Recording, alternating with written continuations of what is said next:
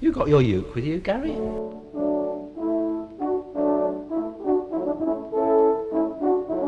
Just about to, is that my nostril? Heather, you could play the drums. What do you reckon?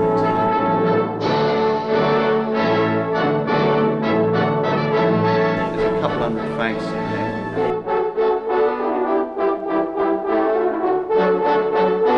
You were cracking.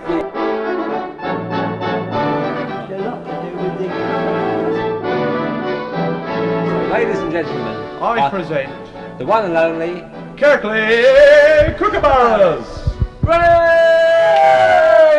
Get on with it.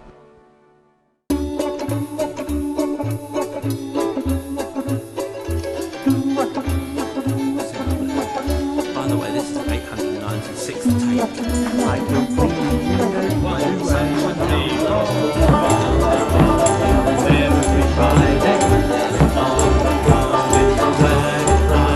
I went down the lower side. I can't. I got there. I didn't get very far. I thought I'd go there. All I did. Oh, it all started with me, with Lonnie Donegan originally, hanging out with him and having a good play around, you know. But he had his own thing, and I then just moved into Kirkley in Richmond Place, and I moved next door to these two guys, brothers, Gordon and John, and I took a different direction from there. Picked up the banjolele. I think we've actually got some old footage, haven't we? No, it's alright.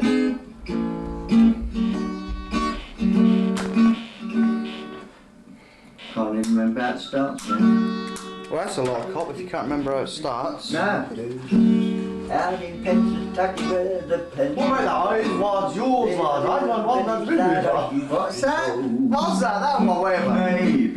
A-B, my boy, what are you waiting for now? You promised to marry me someday, Yeah, AB I think was our first one at rehearsals that we had a go at.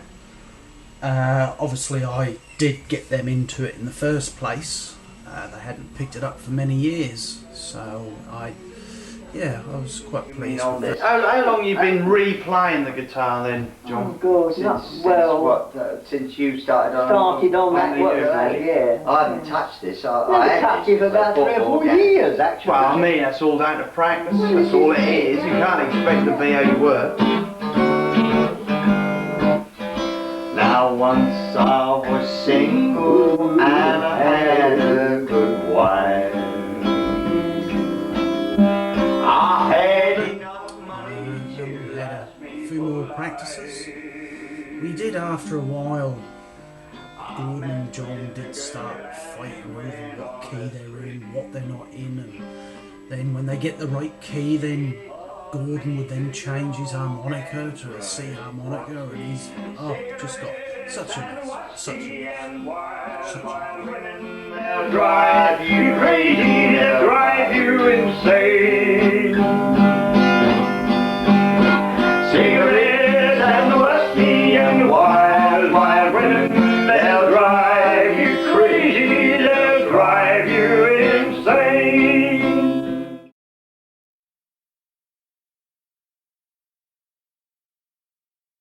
How could you do all the East End pubs like that though?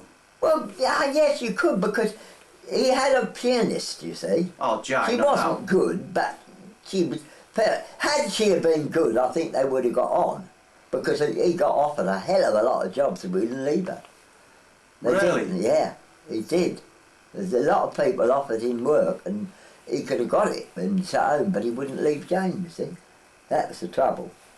It's very weird, you can't understand it. I like that one. Go back to that. What? 5'2". No, what you just playing was good. Has anybody seen my girl? Turned up nose and turned down hose, man. She looks good in any clothes. That key, I cannot play play that in that But it's the keyboard. same key, it's bloody It may be. See, that's what you've got to remember. Well, you should have got a G. I should have got a G, yeah, and I haven't got one, you see. This is I can't help you. Well, the final straw was band practice one day, and Gordon and John had an argument and walked out. The only thing we had in common was AB, and we did that one more time. Actually, I didn't play in this, it was just Gordon and John. And that was the end of the Kirkley boys. Such a shame. Could have gone on to do a lot more. You promised to There we have it. marry me someday in June. It's never too late and it's never too soon. All the family keep on asking me which day of the day. I don't know what to say.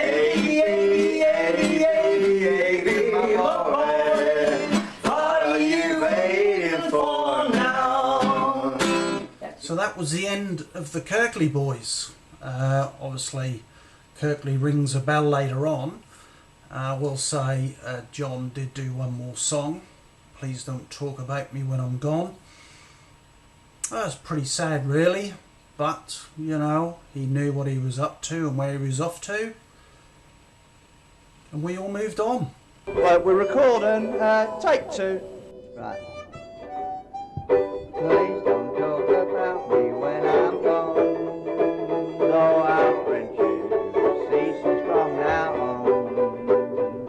Baby, if you can say anything real nice, then please don't talk at all. That's my advice. Now you go your way, I'll go mine. It's better that we do. Here's a kiss and I hope that this brings lots of luck and happiness to you. Well, it makes no difference how I get along. Remember, please don't talk about me when I'm gone, when I'm gone. Please don't talk about me when I'm gone.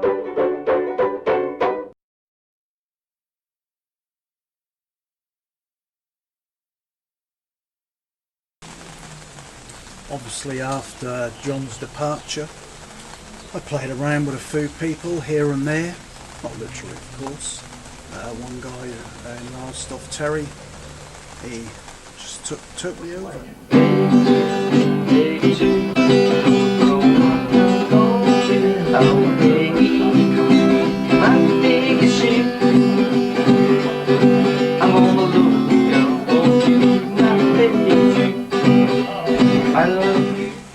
Never really hit it off, so I kicked him out of the band. I say the band, there was only 2 of us around at the time. Gordon had decided not to play, so there we were, just me in the wilderness years. Well, they were dark times. I even got involved with this pink thing with funny spots all over it, called Mr. Blobby.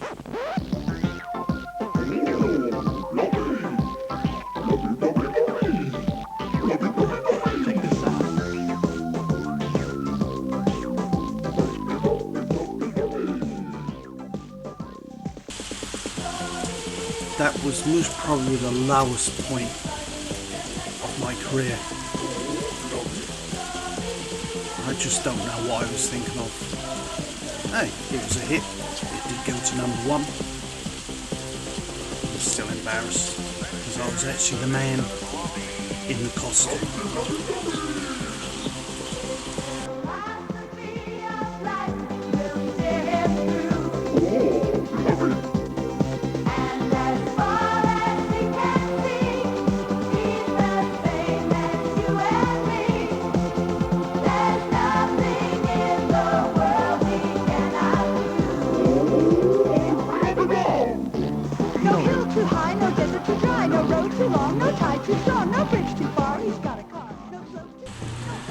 Well, the only thing I can say from that is I did all my own stunts.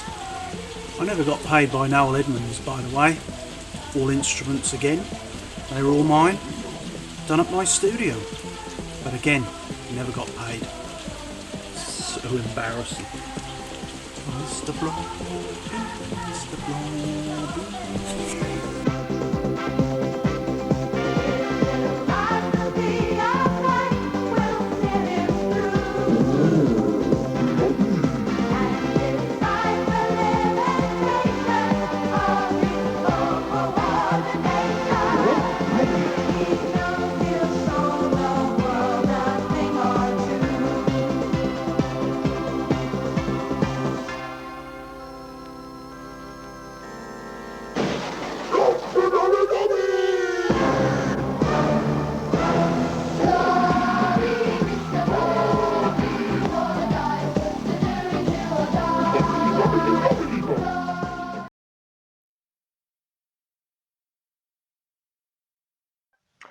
Well, hello there, folks. I've been asked to talk about the Kirkley KOOKABURRAS. This was a band that dominated, absolutely dominated the scene here in Kirkley some years ago. There was me, of course. I was the star, big shot of the. I couldn't help it. It's just talent. And then there was Heather on drums, less said the better, and this other guy, Gary Kettless, who, well, I'd need a month to tell you all about him. Let's start off with Heather. She was a nice enough person. In fact, we ended up getting married because she just followed me around. Terrible. She used to just stars in her eyes. And she couldn't play the drums, putting in beats where there weren't any, boom, boom, boom, boom. It was terrible. In fact, sometimes I'd let her play the drums on the recording, and then I'd knock her drumming off and put something else over the top of it. Never told her, of course. Never told her. But she was good. She was good what she did. And then we used to occasionally get this old boy who lived with us around the corner called Gordon. He was played the mouth organ. He was very, very good, and he could sing. Boy, could he sing! He could sing underneath the arches better than anybody ever heard. But when it came to this blooming thing of his, always in the wrong key, the wrong speed. It's to drive us potty, hooky. But we let him do it because we enjoyed it. And he enjoyed it, and there you are. Now I'm coming to Kettless. He's the one. Absolutely uncontrollable. He's always after the women. In fact, such an extent, he ended up, I do believe, somewhere in the antipodes, like New Zealand or somewhere. But I heard also that he was running a bar in the underground garage scene. Doesn't surprise me, of course. Doesn't surprise me. That's what you'd expect. He used to like to play the uke, and he kept sticking his finger in the wrong hole. And what can I say? We tried everything. So we ended up putting him on banjo. He didn't do too badly on that till he split the skin one day. I told him not to put those sausages in there, but he wouldn't have it. He just had to do it. There you go. New skin. Sounded better with the new skin, mind you.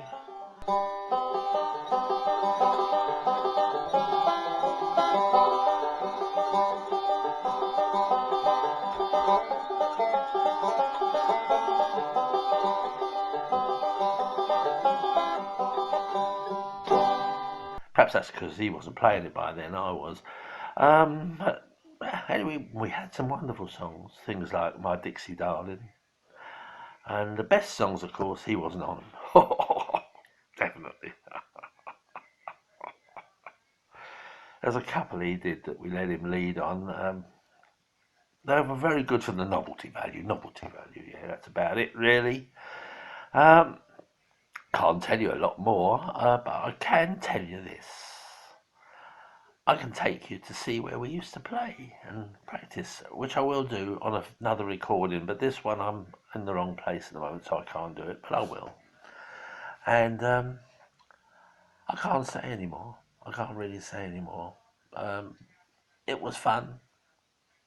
It was fun, definitely. It could have been a good band if it hadn't been for Kettless. But there you go. I always knew he'd end up as a barman.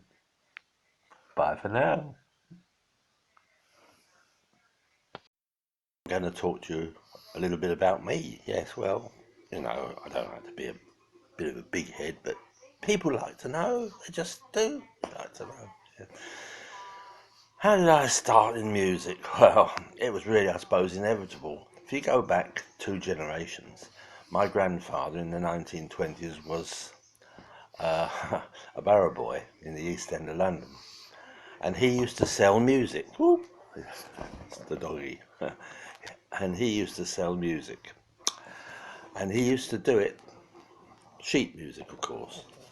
He used to do it by standing on top of his barrow with his little nephew, and they used to sing and dance to the piece that they had that they wanted to sell the sheet music of. And people used to stop and watch them and then buy the sheet music and take it home and try to play it. Anyway, one day he came home when my mum was about 6 years old, 7 years old, with an accordion for her. And she just had a natural aptitude to play this thing, and she became very, very, really incredibly good. She was considered to be one of the finest accordionists in the country. The Accordion Times used to have pictures of her on the front page every day when she was a teenager and young woman. And as you do, she naturally went into variety. In those days, they had variety shows where, people did all different things, and she used to play the accordion. And just when I was born, when I was little, she was doing this, and she used to go to play wherever it was, and she used to take her accordion under one arm and me under the other. And I used to run around and get backstage, and her favourite trick was to send me into the chorus girls' dressing room when they all had nothing on. They used to really get them going. I don't remember, but there you are. And at the same time, she used to put me in competitions, baby competitions and things, and I used to win them, of course, because I was so lovely. And then one day, when I was about, I suppose, 9, we went to France and went for a day in Italy, and I saw in a shop window a guitar, a little music shop. I'd never even seen one before, but I was absolutely fascinated by it. And it was £5, brand new £5, and that's the amount of money I had. So I had to have it. And they tuned it for me, and we got back in the car. And by the time we'd driven from the north of Italy there back to where we got our boats across the ferry back to England, I'd worked out how to play a tune on it. So in a way, I suppose you could say I was a bit of a natural. And then I had lessons from a lovely old lady, and she didn't even have electricity in her house. We used to sit under a gas lamp and play, and I progressed and went from here to there. And by the time I was 12, I was playing in London in big bands, in big swing bands, like 18, 20 odd piece bands, and all over the place in wonderful venues. And then, time I was 15, I had my own band called the G-Men, and we played a kind of a funky jazz type of stuff. And that went on for a while until I got, as you usually do, involved with girls. And because girls get jealous of musical instruments, they don't like them on the whole. You find it's like they consider them to be competition, and the old hormones and everything. I ended up choosing girls. Foolish.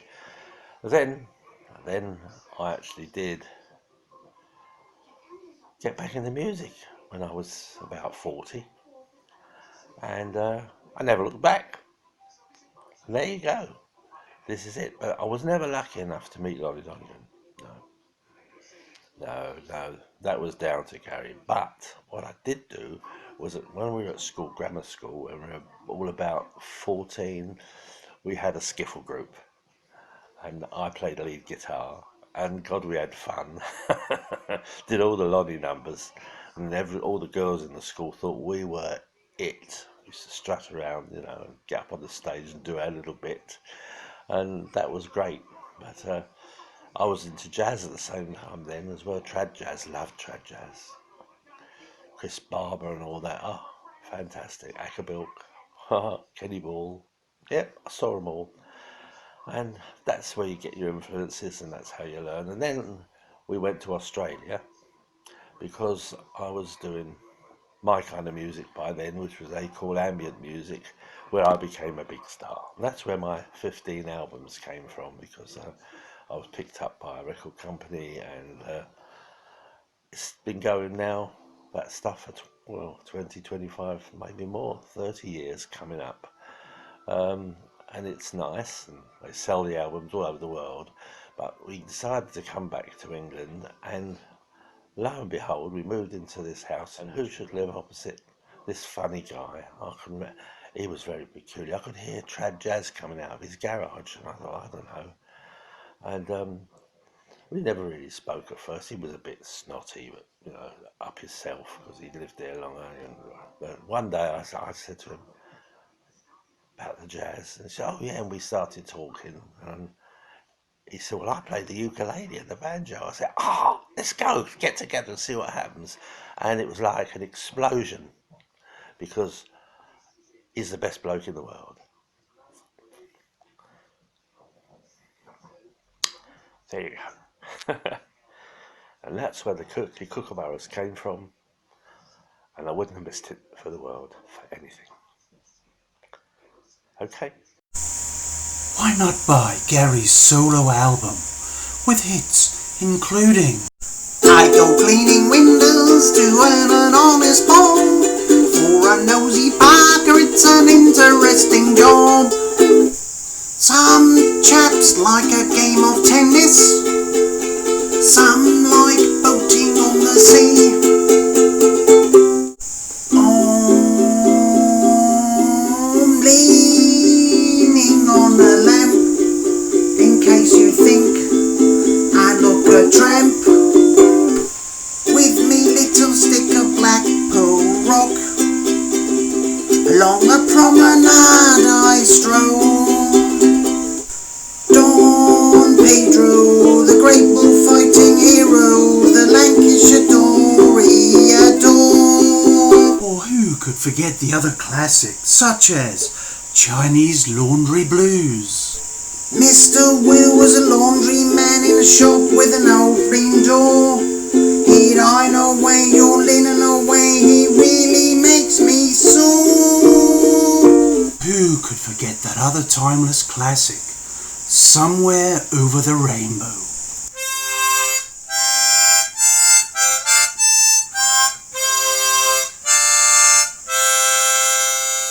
Somewhere over the rainbow. So why not revisit these timeless classics with Gary? Kettless. Available at all leading record shops, especially Andy's Records. I don't think they're still going. Not at Andy's Records.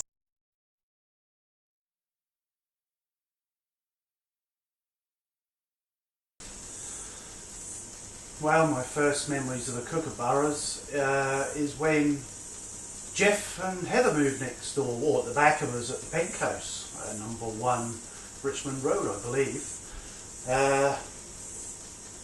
Thought they were a rough old lot, because first memories, all the windows were broken. Every single window downstairs, all broken in. I heard he smoked some funny stuff, but I don't know whether it's linked or not for his dealers or stuff, because he didn't have a job, so he was doing something. Anyway, first real memory of Jeff was when we... What was I doing? Oh, I know. I was in my bloody shed listening to some music, some old trad jazz type music I liked. Just minding my own business, and this bloody guy walked in.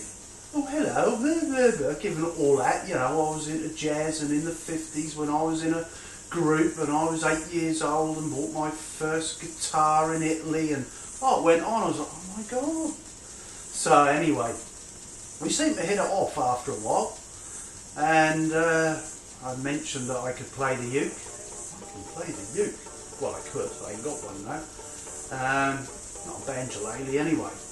And I was into the George Formby stuff, really liked the George Formby. So I was in the George Formby Society at the time and used to make regular appearances up at Blackpool at the Winter Gardens. Anyway, we got to play, and he hit a few bum notes to start with, but I steered him in the right direction, of course. And it went from there. That was my initial thoughts. We used to, I think it was Monday evenings, we had band practice round his. Wouldn't give us a tea or coffee though, had to bring my own flask. And it went from there. And of course, Heather, dear Heather, bless her. You see her when she was young, she was a royal. Anyway, so Heather, she played on the drums eventually. I do remember a green piece of cloth and a wooden spoon. That was all Jeff would give us. Well, I say give us, that's all we could afford, because we were nice people with no money at all. And we made a song about it. So that would be Heather. I do believe actually, I don't know if Jeff has mentioned, but he used to cut her out of all of the tracks. I think the only foo she's ever been in, what was the first one? My Old Man's a Dustman, if I remember. Yeah, My Old Man's a Dustman. And at the beginning she goes boom, boom, boom. Then there's supposed to be a gap and she goes boom, boom, boom, boom, and just carried on. So we automatically cracked up. And then we did the take again, and she did exactly the same again, so that's how we solid, and we just carried on playing. I'm sure we'll hear that intro at some point. Cue intro. Now, here's a little story to tell is a must about an unsung hero that moves away the dust. Some people make a fortune, others earn a mint. Poor old Gary don't earn much, in fact, he's flipping skint. That's true. My old... I do have an extra one. Oh my God. I lost it here. So that was the first track we really did. Very memorable, as I say, going around there on a Monday night practicing on Jeff's 8-track tape recorder in his room. I think we had a pair of headphones between us. One didn't have anything on it. We were using, I believe, off the top of my head, an old paint stand. That was what we used for a mic stand, things like that. We were relying on some old George Formby books, and we were ripping off some Lonnie Donegan stuff, which he found out later and wasn't too happy about. We had a small falling out for a while, but that was okay. He was alright in the end. We also now and then had this little fella Neville, because they were married by then, and had little Neville, who they all felt sorry for him, always sending him to bed, always. Poor little fella, I think he spent most of his life in a bedroom. My daughter came over every now and then. We had Gordon came over. Yeah, that was a good combination for a while. We even did some stuff in the backyard, which was quite good. Quite apt really, because Jeff ended up in a potting shed in the end, so I believe. So he started in the garden and ended up in a potting shed. So what was my favourite? My favourite song? Oh, you put me on the spot now. I think it has to be When I'm Cleaning Windows. Yeah. We got a little footage on When I'm Cleaning? No, we haven't. Oh, okay. No When I'm Cleaning Windows. I'll have to get my other little ukulele out. So, the reason I liked that the most was because Jeff did a lot of tracks behind my back and released them, knowing I wouldn't be on them, and knowing they would be very popular. So he just did them on his own. He was probably in that little potting shed of his. So yes, and yeah, I'll talk about the animation in a little while, I think, and how that elevated the whole band up into another level. Okay, I've got to get back.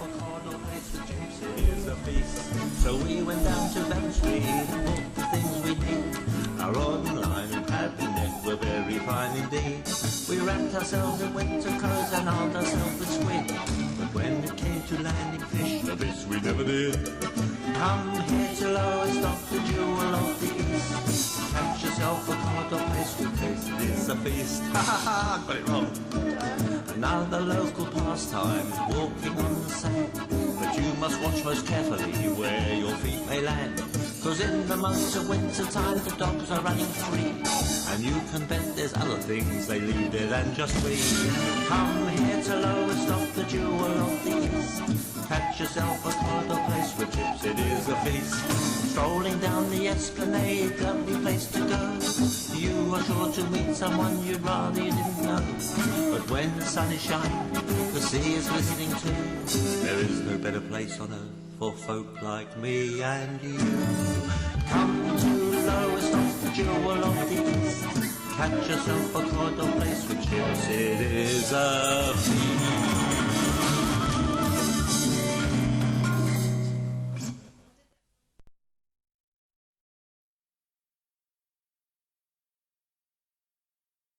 How did you first come to hear about the Kirkley KOOKABURRAS? In the ladies' toilet. Oh, that's a good one. And what attracted you to them? The noise, I suppose. Noise? Noise. Wasn't it good and nice music? Well, nice music as well. Anybody particular in the band you liked? Someone with curly hair and bald. Oh. And anybody you found a little bit kind of cocky, you know, to push himself Yes, forward? both you and Gary were cocky. Oh, we were we? Yes, I yes. see. And you got quite involved, didn't you? I did. You became the drummer? Yes. Yes. How did you get on as a drummer? Well, I thought I did okay, but you two never did. I used Well- to have a piece of cloth that I put on the end of my drum. You didn't put it on your drum, you put it on your No, wooden spoon. on the drumstick. Yes, and your drumstick was? A wooden spoon. There you go, wasn't that marvellous? How many drummers have played on albums with a wooden spoon? Not many, I should think. I shouldn't think they'd want to, no. No, And no. it used to fly across the room sometimes, a piece of cloth on the drumstick. Yeah, really. And I was going to ask you which was actually your favourite track of all time. Oh, Was it one with me on? it was Alabama Band. Oh, but I wasn't. Kettless was on that though, wasn't he? He was, yes. Oh my yeah. God! How did you pick one with him on? But that was a good track, wasn't it? Shall we do a bit? Are you ready? No, I'm not. Well, you never did sing, did you? No, can't. No. Well, you could if you really wanted to. You just didn't want to put everybody else down. Is that correct? Well, no, you two made a good job of that, so I, stayed well out. Good. Have you got any kind of particular memories you'd like to tell anybody Well, about? I've got one. Go ahead. Hmm? Go Well, ahead. because you used to hang around the ladies a lot, didn't you? Toilets, that is. Ladies' toilets. I did have second thoughts at one point because you were always outside the door. But I got over that. Oh, Ah. And you and Gary were always at one another. really? Mm-hmm. Well, he did like to take the limelight a lot, didn't he? That was competition between you two all the time, wasn't it? Really? Mm. Did you think so? Yeah. Oh. And what was our best gig? Out of Hebrides. Well, the one you weren't at. That's right. Yeah, Oh, yeah. good. Have you got anything you'd like to say to Gary? Yes, we miss him and we wish he was here. Oh, anything else? Get your act together, Gary, and maybe we'll do a few more songs. You got anything you'd like to say to me? Well, yes, but not on air. Oh, fair All enough. right. Right, well, say goodbye, Heather. Bye. One day when in an hurry, it's the lady's bin. He had gone about a few yards when she chased after him. She said, "Hey, what you playing at?" "I don't know," he said. "Jump up on the cart or something stupid." "Oh, my old man." He went for blimey trousers and just didn't have to flat. He looked at the box on a rear, he off down the pull him down and he pulled him down.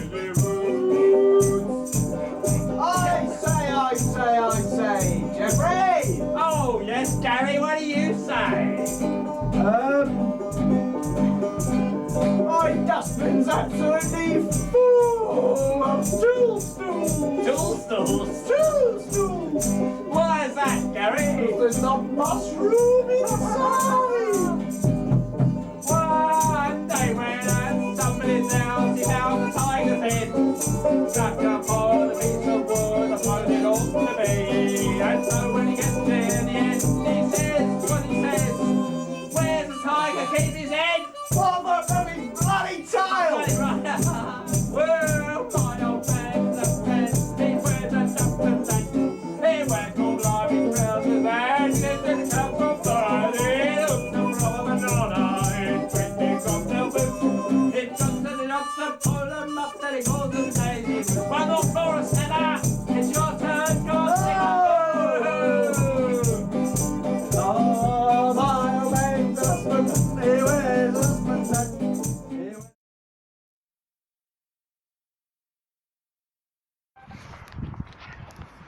Here's another place I thought you'd like to see. This is on top of the toilets near the beach. This is where we had one of our greatest open air concerts. It was called the Convenience Concert. You've probably heard of it. And there you are, there's the beach. Thousands of people, there were thousands of people. Or maybe one, I don't know. But it was quite a day. The Convenience Concert. Thank you. I suppose the biggest memory I suppose I have is doing a gig on top of a toilet down was it North Beach, South Beach? Well, it was right near on top of Kirkley anyway. I thought it was really weird at the time. Why would we do a concert on top of a toilet? And then it weren't till later on I actually found out that Jeff used to hang out around the toilets. That was a big problem between him and Heather for a while. I do believe obviously she got over it because they had a little one together. But yeah, he had a thing about toilets. And we did a gig on top of one. Very, very strange, very strange. I also remember we did that gig in his back garden. That was quite a big one as well. But that toilet, that bloody toilet, that just got to me for years, the stench. But Jeff was like, you know, jolly, jolly. That bloody toilet, yeah. Well, I'm just on my way home. In a place called Kensington Gardens. Nice place, nothing whatsoever to do with the Kookaburras, but I did remember something that you might find of interest, and you won't find it in the books because that's just the way it is sometimes. When we did the concert there on top of the toilets, Gary wrote his finest piece of music, a piece of acid jazz. It was called You're in the Convenience, but for some reason or other they wouldn't release it. I could never understand why. It was not a bad piece of music. Had the sound of running water and flushing and all sorts of things going on. Yes, good. Yes, I did write a song about Jeff and his toilet obsession. He basically just cut it out, so I'm not having anything to do with that. You're not going to undermine me. There was a few songs actually that we cut out. My favourite was, let's see if I can remember it, you'll have to excuse me if I get it a little bit wrong. It's about a grand and healthy life, another one I wrote. And talking about it, and it went something like this. Some chaps like the game of tennis, some like boating on the sea, some on the quick little roll and go to keep it, but there's only one sport really that's me. I love to fuck, that's what I like. It's a brand and healthy life. Now, I could not see what was wrong with that. I mean, so what people like going out boating on lakes and things like that? I mean, it was just a grand and healthy life. Nope, we cut it right out. Boy, did we have some problems.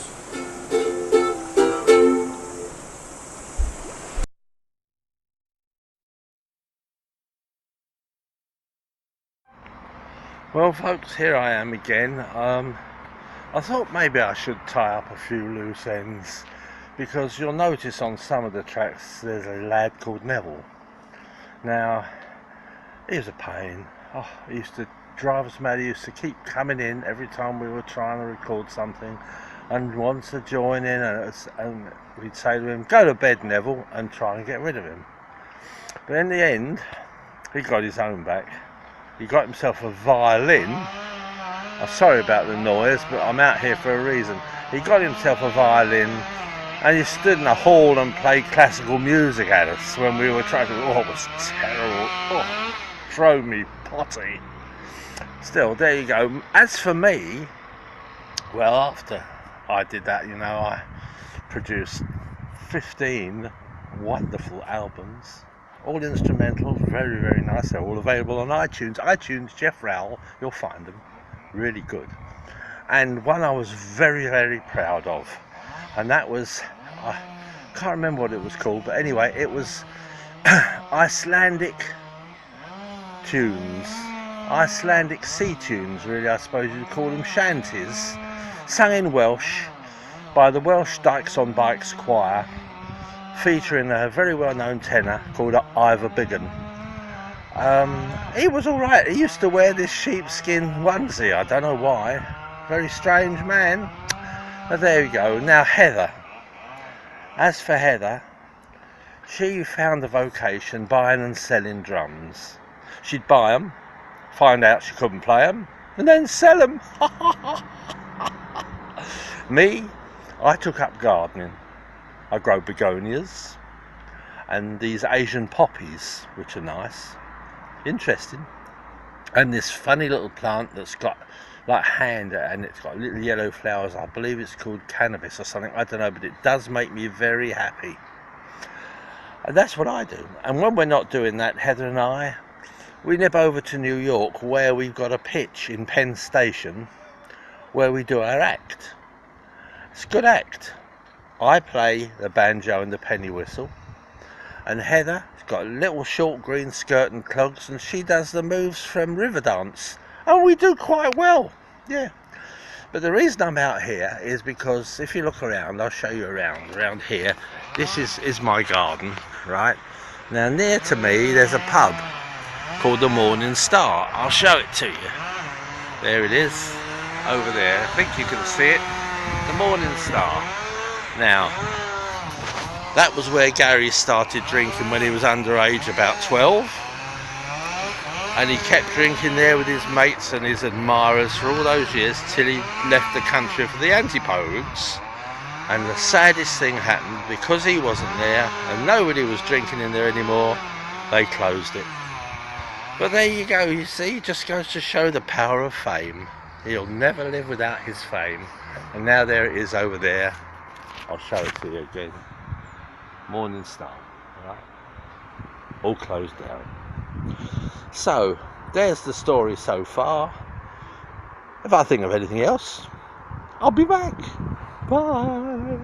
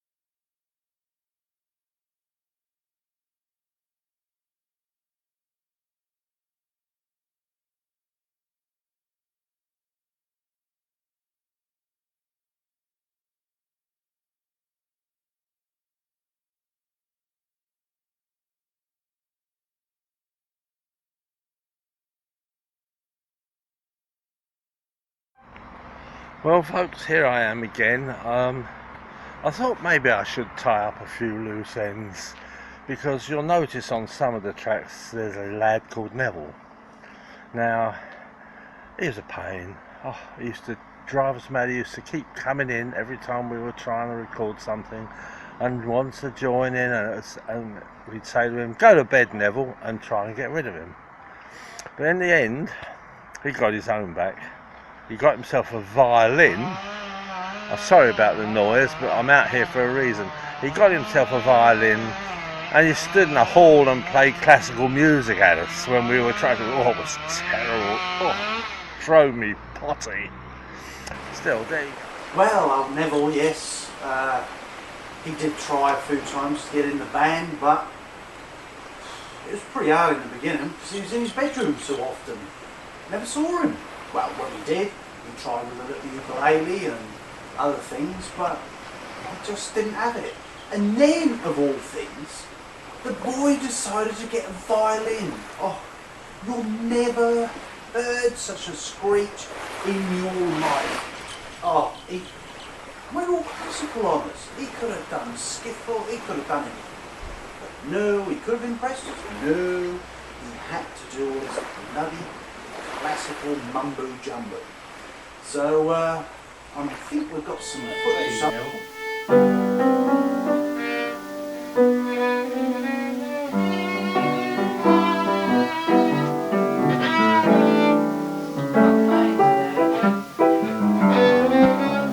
Play something.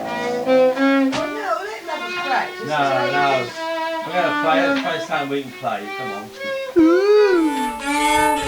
To need those ladders.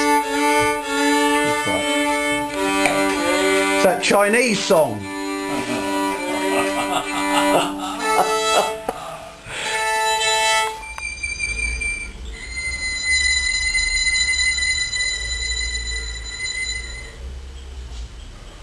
Very good.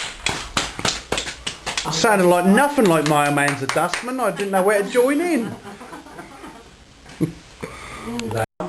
Oh, what a screech. What a screech. Anyway, it's all history now.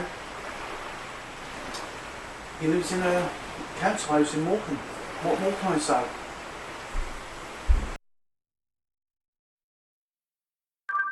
Well, hello folks, I just got one little last story to tell which I'd forgotten about, but it really is quite interesting because Gary wouldn't tell you about this because he's so, well, he's a little bit humble at times, you know, and he doesn't like to blow his own trumpet, so I thought I'd blow it for him.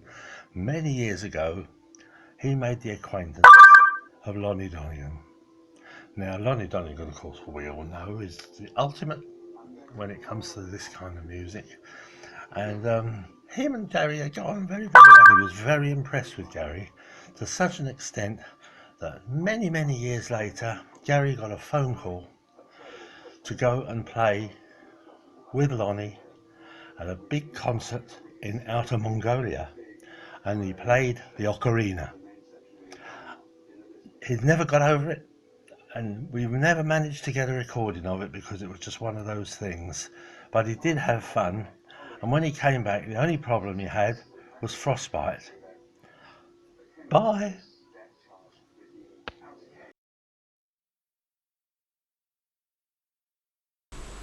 I just thought about something else, so I thought I'd get off my chest. Neville, obviously, as we know, it was never going to work out, but there was this brilliant banjo player up at Kessingland. I used to go up and jam with him very often.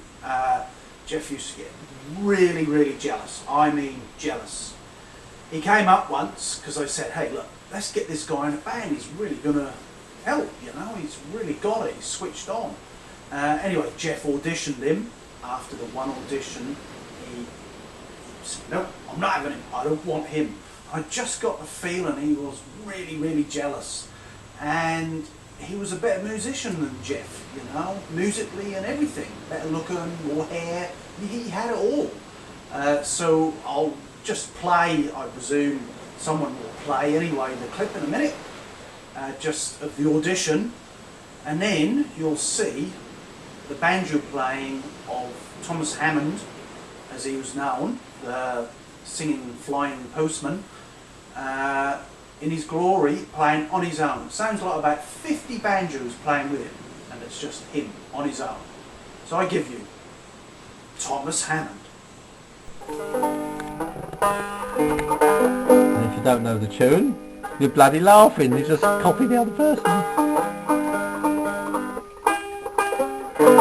What's the time? What are we doing? I've got to go get my prescription. Heavenly, bring it down, down the street. When the bell will treat you mean. We're going to go from there down to D. That's right, D. Yeah.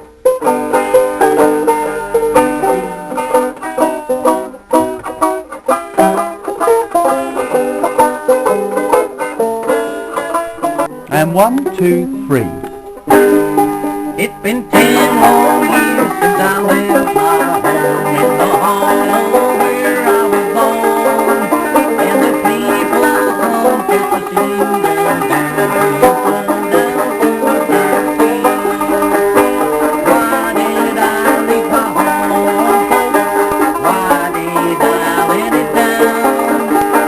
Why did I leave my friend in the field just to go for a job in the town? So there you have Thomas Hammond, who knows, with 2 great banjo players in the band, and Jeff, who knows what might have happened. We might have carried on a bit longer.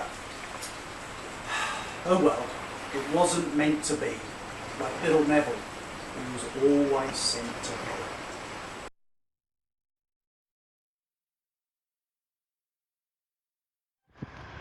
Well folks, here we are at the Holy of Holies. This is Richmond Road. This is where the Kookaburras were mostly found. You have to come here very early in the morning, otherwise you can't sometimes get through the crowds of people who come down here just to pay homage to that wonderful band and everything they stood for. And here we come down the road. I hear that they're bringing a blue plaque to put on the wall here. It says home of the Kookaburras, but it's not up yet, but it will be soon. Here, this is the house that I lived in, this one here. It wasn't a horrible yellow in those days, that was pink. There we are.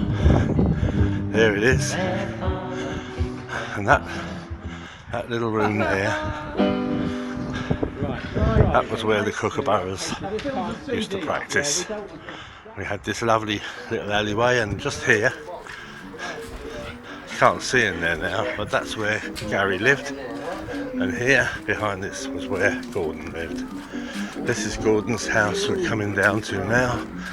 Poor bloke lived in it, falling apart, and it got fixed after he died, which is a pity. But here we are, we're walking down the road. Oh, it's horrible. That's horrible. Yeah. You need to play open, I can't understand why you We come around the corner, this is Richmond Place. This is the front of where Gary lived. There he is, that's his house, and there's Gordon's. Places to be honoured, blue plaques going up on walls.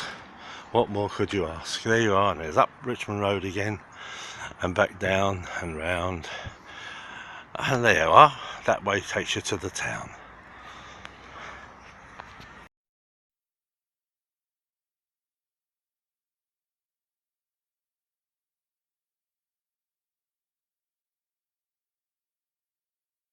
Do you remember when you were little and we had the Kirkley KOOKABURRAS? Yeah, I've been having therapy because of the memory. Go to bed. He was the star of the band or anything like that? Well, he was the only person you could listen to, wasn't he? Why? And what did you do in the band? Oh, nothing. Didn't Mum used to put too many beats in there again? Things like that. Wasn't that she put too many in, it's just they're in the wrong place. Oh, that's what it was. And now tell me, what did you think about Jeff, your dad? What did you think about him? And what about Gordon? How did you find him? Oh, he was wonderful. Was he? He was. Yeah. Oh, good. I think the only stories about Gordon was him whacking his I was going to say ukulele then. His harmonica, and he always used to be singing, didn't he? That's they're the two things I always remember. And didn't he give you a... Oh yeah, and he gave me Kenny Ball's cornet. That was nice of him, wasn't it? Yeah, he was a nice old fellow. He was. Yeah. Lots of things like that. It's funny, you look back now, actually, I used to spend a lot of time there, didn't I? Pottering around with him. Yeah. Hello, Heather. Are you over there alright, are you? You doing okay? You got anything to add? Not really. No. Oh. Well, is your dad the most wonderful musician? Oh, he thinks so, doesn't he, Mum? Yeah, He does. Yeah. Yes.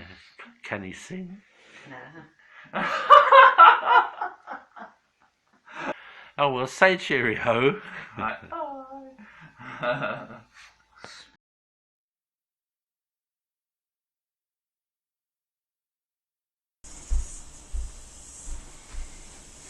Will here be alright? Or do you want me over there? I mean, I've got to get my best side in. Here or there? You're going to cut this bit out, of course, aren't you? Okay, cool. Tell me where you want to start.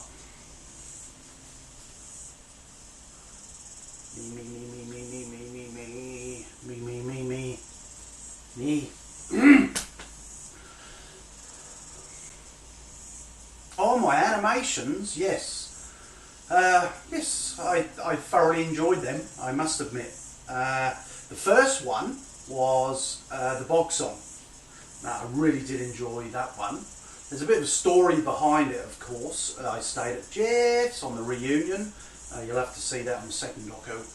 I went to the toilet unblocked. When I left, Jeff came in, left, and the toilet was blocked, and he pointed the finger at me, and that was it. So he wrote a song about it. Luckily, I did actually get a photograph of him wriggling his bum while he's trying to unblock her. I think he quite enjoyed that, to be honest.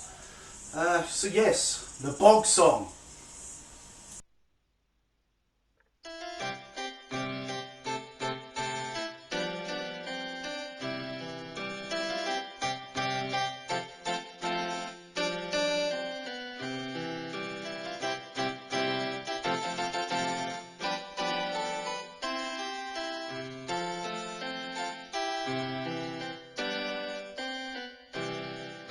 It was on a quiet October morn when Gary came to stay.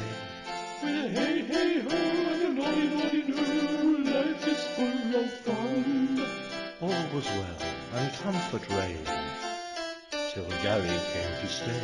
With a hey hey ho and a noddy noddy noo, life is full of fun. As did befit his station, we sat him on the throne. With a hey hey ho and a noddy noddy noo, life is full of fun.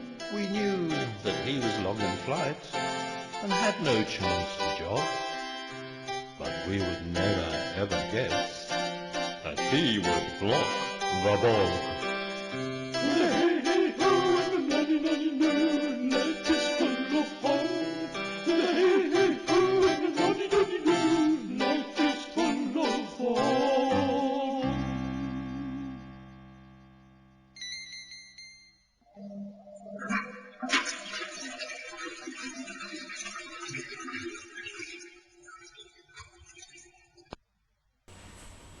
So the Bog Song will be playing now, yeah? And then we'll go back into it and I'll sort of pretend how great Jeff's songs were and my animation was secondary to them.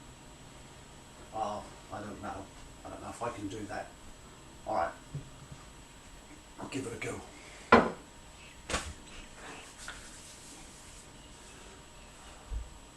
So that was the Bog Song. Then we had, I have to just say, the Tube Song.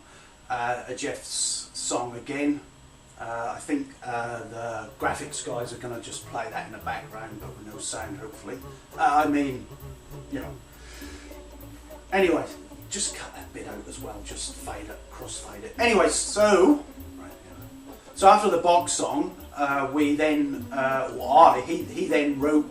Can you cut that out as well? Because it's really, I'm feeling a bit of pressure now. I really am, because I don't like lying on camera. Right, okay.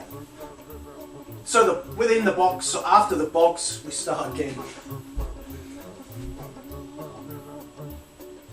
So, with the bog song under our belt, I then did an animation to another song he kept me out of. What do you mean you don't want me to say that? I'm saying it, alright? I'm bloody saying it. So, I then did the animation for the Lowestoft song, which was quite a good one as well. Then we went on to Jewel of the East, and then after that we just went ballistic. Jewel of the East obviously was on BBC Radio about Anglia, local The Beach Radio as well. Obviously at that point I was in New Zealand doing all this for him, spending many months getting this organised. And then the interview with BBC Radio. Play the interview. Now the Lowestoft Roadworks are making a name for themselves on the internet. Gary Kettless and Jeff Rowell have written a song and made a video all about the Lowestoft Roadworks. It's called The Jewel of the East. Now, we were tipped off about this by one of our BBC Radio Suffolk Breakfast Show listeners who emailed me saying, you've got to have a look at this. Brian, thank you very much indeed for that. The two men behind it are Gary Kettless. He made the video that goes along with that, which is very Python-esque. And Jeff Rowell, who's the songwriter, and Jeff's on the line to us now from his home in Lowestoft. Good morning, Jeff. Hello, how are you? Smiling since we saw and heard it yesterday. Yeah. Bit of fun. Certainly is. Bit of frustration behind it for you? Well, in a way, yes. Put it this way, I live 200 yards from the bridge, and every morning when I have to take my son to school, it takes me 15 minutes to get that 200 yards over the bridge. So therefore, I did get rather frustrated, yes. And now it's the other way. You can get over the bridge, you can't get back.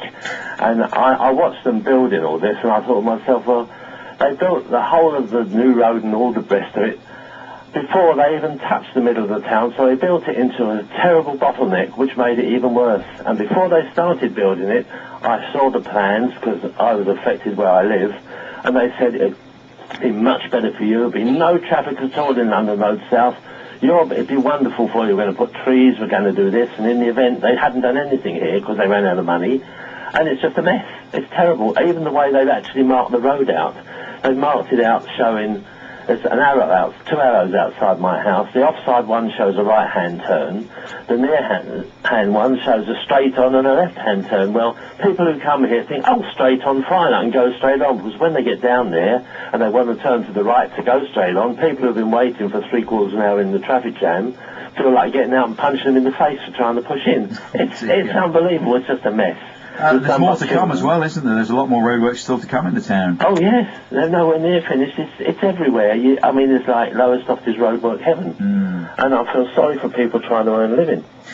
Have you put things like this together before? Are you a songwriter? I'm not a songwriter as such. I actually write what they call ambient music. I used to live in Australia. I'm not known in this country particularly, but all over the rest of the world you can buy my music anywhere you like. It's all available on downloads and God knows what, on Yahoo, and, from major people. I do television bits and pieces as well. But songs as such, no, it's not my thing. It's more music. Well, I'll tell you what, it might be after this. We might try and cajole you into doing the odd one or two about other issues in the county, because this certainly has been getting quite a few hits on YouTube. But the song is very catchy, and the video that goes with it, very Python-esque. Yeah, we've got a new one actually that I did called they're taking a picture of you about all the cameras. Oh, right, okay. Which Gary hasn't finished the video for yet, so it's not on there. And there are a couple of others we've done in the past. But it is good fun, and I do actually love writing songs, because if you get the right thing to write about, it's easy, you just put down what's in your mind and off you go. Well, this is obviously said with great feeling, as we've been hearing this morning. Well, me and the banjo, I don't call great feeling, but it's nice of you to say so. Thank you very much. What about the comments? You've had some quite supportive ones, I noticed, on the website. Yes, lots of people, and believe it or not, I know this sounds ridiculous, but people have been stopping me in the street who recognise me from it and telling me what they agree and how wonderful it is. It's quite right, everything we think. It's a very eerie thing. You go down to the shops and somebody will come and tell them and say, the bloke who did the song. Yes. Well, we did invite the Waveney Sunrise Scheme onto the programme today to answer some of your comments and criticisms from the song and from our chat. They decided they didn't want to join us this morning. Maybe right now, Jeff, they are composing their own little song and video in reply. Yeah, I suspect not, but you never know. Well, all I can say to that is, there seems to be, from what I've seen from my observations, a lady who's in charge of a lot of this, who wanders around with a yellow Bob the Builder hat on and a little dog on the lead. If somebody could get hold of her and find out what the hell she thinks she's doing, it would be wonderful. Okay, I'm sure this is not the last we've heard of it. Jeff, lovely to talk to you. Thanks ever so much. And thank you very much for joining us on BBC Radio. Gary, when you speak to him. I will do, yes. We were trying to get hold of Gary down under, but we can't get hold of him because of a problem with the phone at the moment. It's not that easy. He actually used to live next door to me. Oh, right. And he is a Lowestoft born and bred boy. He was born here, he grew up here. And he decided he'd like to have a look at somewhere else, but he still loves Lowestoft more than anywhere. Well, he's down in New Zealand. He's put the video together, hasn't he? Yes, he's brilliant at it. Gary and his videos are just phenomenal. There's another song, if you go on YouTube, about Lowestoft, the original one we did, which is just fun. It's about fish and chips and one thing, and the video on that is phenomenal. Okay, I feel a little series coming on. Well, thank you very much for joining us. That's a great pleasure. It's lovely to speak to you. Thank you ever so much. It's a pleasure. Jeff from Lowestoft, who along with his friend Gary, put together the Jewel of the East. You'll be humming this all day. Yes, it took a long time to put that together. It was thoroughly enjoyable, but if you noticed at the end they couldn't get through to me, I was on that line waiting an hour. And then I got the nod from the guy that's doing the interview, and I forget his name. It's some insignificant chappie, I think. But anyway, he told me when I went back to the UK that Jeff had told him that I didn't want to speak to them. So he never even rang me in the first place, even though in the interview, he'd actually turned around and said we couldn't get hold of him. And I was there waiting. Anyway, I had to move on from that. I had to move on. I'll have to say one of my favourite ones now is my latest one. Koo.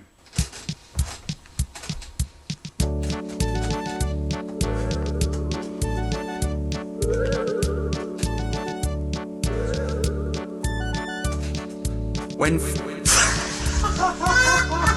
can't even get past the first bloody word. Right. When I arrived at the bus station. Oh God's sake. We'll do it properly. Right. When I arrived at the bus station, only 4 hours late, up in upon an aeroplane which had filled me full of hate. In Singapore we languished, our 747 was broke, and after many years without, I felt like having a smoke. Hey ho, away we go, Gary's travelling far. All he needs is an hot burger and a travelling ball. When first I left my home, a father pimple on the bum of the world. I had with me I had some CDs and a ukulele, I had my videos, my clothes, the Claris Cliff. Anyway, I did. Right, I met this guy from Kiwi land and we were getting on fine. So I dipped into my big black bag and we started on Steve's white wine. Hey ho, away we go, Gary's travelling far. All he needs is an hot burger and a travelling ball. Films and food and a drunken haze helped me pass the time. I couldn't use the toilet, the seat was edged all with grime. I didn't eat the stuff they served, little full plates of yuck. It seemed to me that all they had was meat, gravy and muck. Sing the chorus. Hey ho, away we go, Gary's travelling far. All he needs is an hot burger and a travelling ball. At last I reached the septic aisle, by now we were several hours late. We finally came to London and slipped in by the back gate. All was in confusion, but I held on to my case. I knew that when I came to the coach there was going to be a big race. Hey ho, away we go, Gary's travelling far. All he needs is an hot burger and a travelling ball. The coach was really quite a change. We managed to sit up the front. I thought that if the driver was late I was going him a bloody big but I was disappointed. We made it to Norwich all right, and there upon the pavement was Jeff on the bloody side. Hey ho, away we go, Gary's travelling far. All he needs is an hot burger and a travelling bar. You're going to need one going back as well.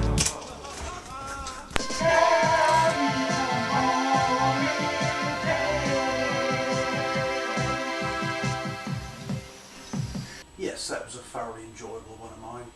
I think from now on now they'll all be in widescreen. I don't like that 4.3 old way. It's just that a lot of the photographs were actually took in that format. So from now on I will just do it in widescreen. Thank you. I really wanted to say a little bit more about my animations. I think that little clip of me that just didn't do enough. Just wasn't enough, I'm afraid. And there was too much emphasis on Jeff's stuff. No, I'm not happy. No, I'm not bloody happy with that. That's not on. I'm not doing that interview like that again. Bloody sake.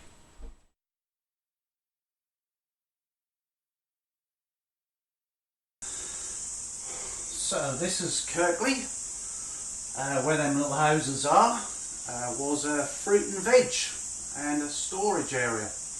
And as we go further up the road, you'll see Richmond Place, Richmond Road. Second house in was ours. Obviously the White House was Gordon's and Gordon and John's. So Tracy and myself moved at number 2 Richmond Place in 1988, believe it or not. And then Gordon and John moved into the White House, I believe around about 1992. And it started from there. It started with the Kirkley boys.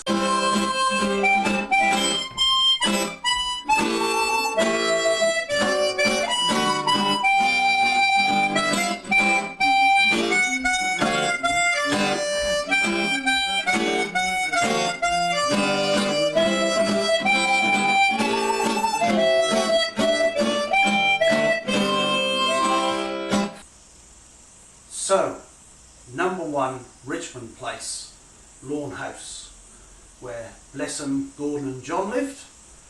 We'll take a little step further up the road and then we'll meet the rest of the gang, and this is where the Kirkley KOOKABURRAS was founded. Now, if you look in the far corner, that's where Heather and Jeff moved to. No broken windows there, of course.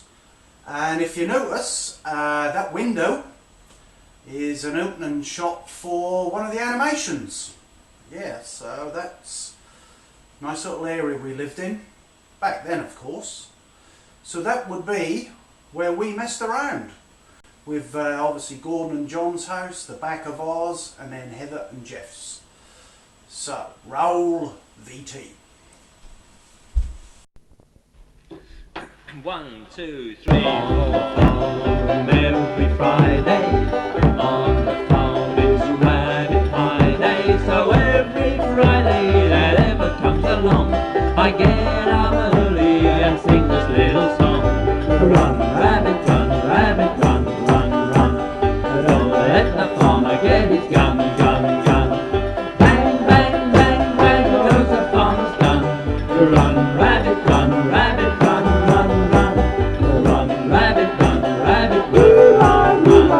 Don't let the farmer have his fun, fun, fun. He'll get by without his rabbit pie. So run,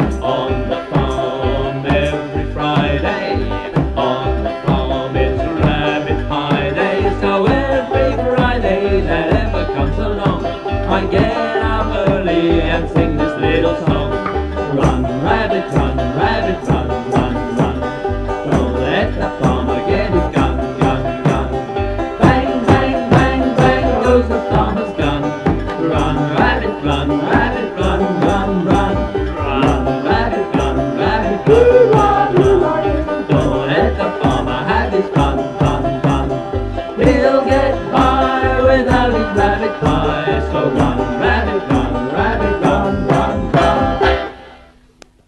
That was another very early animation, and now we're having a look at Kirkley round the corner, some of our local shops.